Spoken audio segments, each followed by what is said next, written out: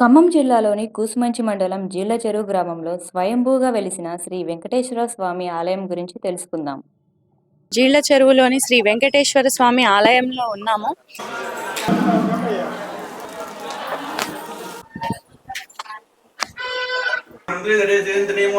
ఈ గుడి యొక్క ప్రాముఖ్యత, ఈ గుడి యొక్క విశిష్టతను అయ్యగారి ద్వారా తెలుసుకుందాము. ఓం నమో వెంకటేశాయ. ఖమ్మం జిల్లా కూసుమంచి మండలం జీళ్లచెరువు గ్రామంలో వెలిసిన శ్రీ వెంకటేశ్వర స్వామి వారి ఆలయం యొక్క ప్రాముఖ్యత ఏమిటంటే, ఇది 1964 సంవత్సరంలో స్వామివారు వెలిశారు. అక్కడ లోపల ఉన్న విగ్రహం చిన్న విగ్రహం, చిన్న రాయి. అప్పుడు అయితే ఆ రాయి మీద చిన్న నాగుపాము, చిన్న సర్పం ఆడుతుండేదంట. కొంతమంది భక్తులు గొడ్ల కాపరు ఉంటారు కదా, వాళ్ళు వచ్చి ఆ గొడ్ల కాపరు వచ్చి చూశారంట. చూసిన తర్వాత ఆ కర్ర పుల్ల పెట్టి ఇట్లా అంటే మళ్ళీ ఆ పాము ఇట్లా అనేదంట. ఇది పోయిన తర్వాత ఊళ్ళో పోయిన తర్వాత మొక్క లక్ష్మయ్య గారు అని చెప్పి మా ఊరు గ్రామ సర్పంచ్ ఉన్నాడు అప్పట్లో. ఆ సర్పంచ్ గారికి పోయి చెప్పారంట. చెప్తే ఆ సర్పంచ్ గారు వచ్చి చూశాడంట. చూసిన తర్వాత ఆ రోజున ఆ రాత్రి స్వామివారి స్వప్నంలో కనపడి, నాయన నేను వెంకట స్వామిని మీ గుట్ట మీద తెలిసాను నేను, కాబట్టి నాకేమైనా చిన్న పందిరి ఏమైనా వేయించగలుగుతావా అని అన్నాడంట.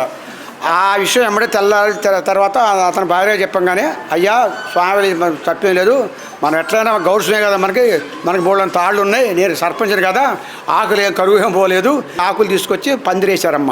ఎప్పుడైతే పందిరేశారో జనాలు క్రమేణా రాస్తున్నారు. అప్పుడు మన స్వామివారికి మెట్లు కూడా లేవు.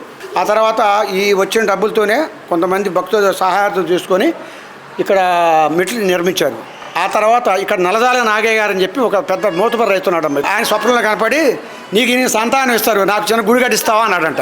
అనగానే ఆయన ఏమన్నాడంటే, అయ్యా నేను గుడి కట్టిస్తాను మీకు నేను అనేపాటికి చక్కగా 2 కావాలి పిల్లలు పుట్టారు. ఆయన గుడి నిర్మాణం చేశాడు. చేసిన తర్వాత ఇక రాను భక్తులు పెరిగిపోయారు.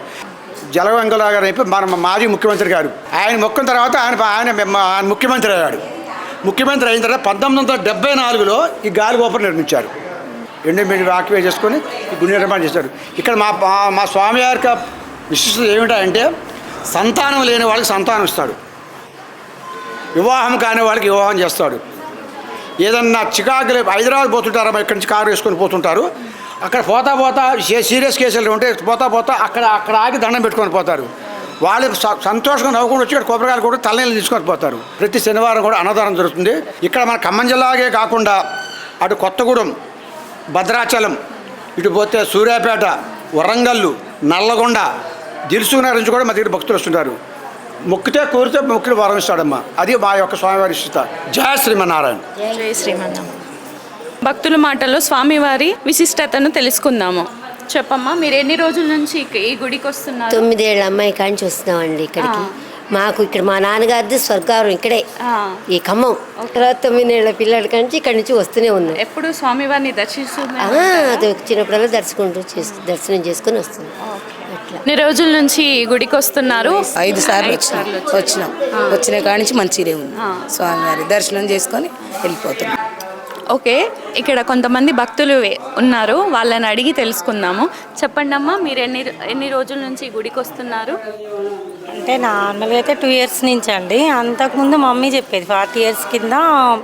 అట్లా నేను మొక్కిన, అమ్మ నీ కోసం మొక్కినా కానీ నేను పోలేకపోయినా, నువ్వు వెళ్ళి చెల్లించుకుంటే ఇంకా నేను వచ్చి చెల్లించుకున్నాక అప్పటి నుంచి కంటిన్యూ అంటే మంచిగా అనిపించింది. అంటే ఒక వారం వచ్చిన తర్వాత ఇంకో వారానికి కూడా కల్లోకి వచ్చిండు స్వామి. అంటే ఇంకప్పుడు ఇంకా పవర్ అనిపించింది. ప్రతి శనివారం వస్తారా? ప్రతి శనివారం ఏం రావండి, కాకపోతే శ్రావణ శనివారం అంటే మధ్యలో వస్తాం. శ్రావణ మాసం అనేం కాదు, మధ్యలో కూడా వస్తాం.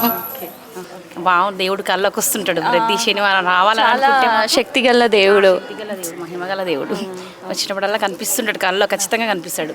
ఈ వీక్ మేము రావాలి అని అనుకున్నాం అనుకో, ఖచ్చితంగా వచ్చేదాకా వదలడిగా. అట్లా అంత పవర్ఫుల్ అనమాట.